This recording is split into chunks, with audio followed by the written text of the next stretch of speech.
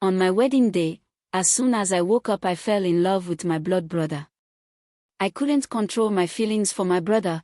The feeling I had for my brother was mysterious, and when my husband-to-be heard the shocking news, he drove recklessly to my place and he was super disappointed and shocked by what he saw me doing with my brother. My name is Amora. My father was a very responsible and caring man, but he stopped discharging his duties and developed serious hatred for my mom and her children a few weeks after the burial of his late brother, who was the richest and most successful person in our family, and a month after his late brother's burial, he got married to another wife. Everybody was wondering why my dad would suddenly develop such hatred for us. He stopped paying our school fees, he stopped taking care of us, he shut down my mom's shop, he seized all the properties that he bought for my mom, he threw my mom out of his house at midnight, and he made my mom's life miserable. We were 5, 3 females and 2 males, and I was the last born. My mom struggled and sent 5 of us to school. We graduated excellently and we began to search for jobs, but we couldn't find one. We were so poor that we couldn't afford a square meal in a day, and my father was very wealthy. He took very care of his second wife's children and hated us with a passion. Despite we were graduates and very hardworking, however, we kept on regressing instead of progressing. While my stepbrothers and sisters were all doing well, our lives became so miserable that we couldn't afford our house rent. We had to relocate to my old grandpa's house in the village, whereas my dad had many houses in the city, and none of my siblings was courageous enough to confront my father because of his influences. As pretty as my elder sisters were, no man had ever approached them, let alone proposed to them, and they tried their best to attach themselves with men, but all the men always laughed at them and called them ugly old women.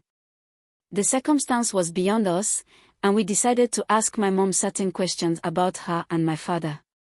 "Mommy, my father has abandoned us for the past 20 years. What happened between you and my father?" Victor, my first brother, asked curiously. "Mommy, what are you hiding from us? I am 30 years old now and no man has ever approached me to talk about marriage. At 30 I am still single and a virgin," my first sister, Sandra, asked. "Mommy, I don't think what's happening in this family is ordinary.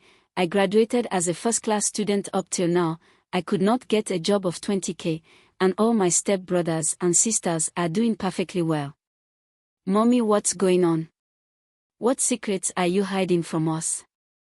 "Mommy, speak up now," my brother Kelvin asked disappointedly. "Mommy, this year alone about 15 men have asked for my hands in marriage, but as soon as I introduced them to you, they broke up with me the next day.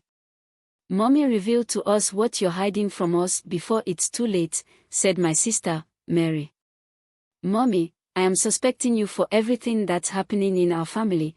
You told me that my dad abandoned you when I was just a month older. Mommy, since that time, have you ever gone to threaten my dad for abandoning you and his 5 children?" I asked curiously.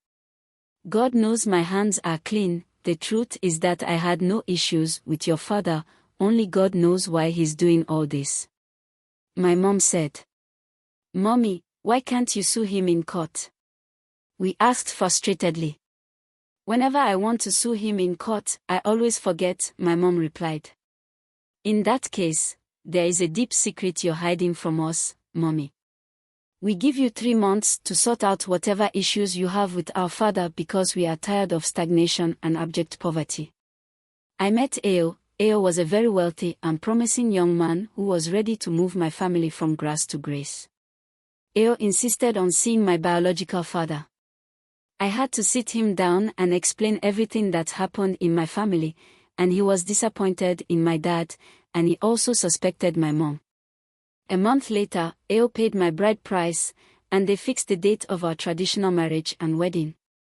On my wedding morning, immediately after I woke up, I fell extremely in love with my brother, Kelvin. I couldn't control myself because the feelings were uncontrollable. I quickly rushed to Kelvin's room, but I couldn't find him. "Mommy, where is Kelvin?" I asked. "Kelvin went to laundry this morning to collect his wedding attire," my mom responded. "Mommy, who wants to do a wedding?" I asked curiously. Is today not your wedding again? My mom asked. Mommy, I have made up my mind not to marry Ao. I am deeply in love with Kelvin, my brother, and nothing would prevent me from marrying Kelvin, I responded. Amora, are you sure you're okay? My mom asks. Mommy, I am very okay. I'm going to see Kelvin. My mom was staring at me confusingly while I was going to see Kelvin, thinking it was a mental case. Kelvin was super shocked and embarrassed. Brother, it's you I want to marry. I don't want to marry Ao. Amora, are you okay? Have you forgotten I am your brother and today is your wedding, said Kelvin. Kelvin, I am no longer interested in marrying Ao. I just suddenly hate him without reason. Kelvin, I am deeply in love with you, said Amora. Amora, do you know you're embarrassing me here, said Kelvin. Amora held his hands and said, let's go and bathe together. I need a massage from you. Amora, what's the meaning of this madness? Why are you disgracing me publicly? Can't you see how people are looking at us? Kelvin asked furiously. Baby, forget about how people are looking at us. Kelvin, I am going crazy because of you. What did you even do to me? I can't stay a day without thinking about you. My life would be meaningless without you. Who did this to my sister? Kelvin asked sadly. When they reached home, Mommy, I don't know what's wrong with Amora. It seems like she has gone crazy. Mommy, you need to see how Amora embarrassed me publicly today. Kelvin, I didn't embarrass you. I am madly in love with you, and I can't control my feelings for you.